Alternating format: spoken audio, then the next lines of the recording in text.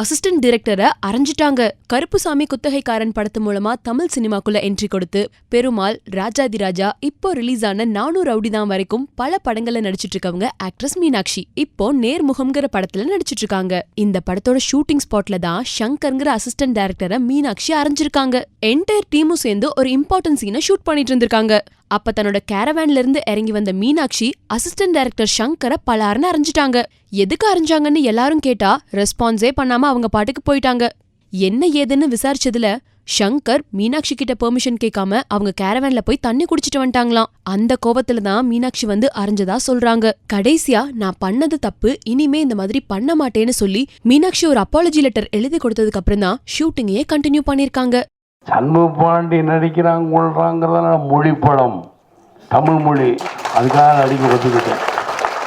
அதுலேயும் வெறி இருந்தது.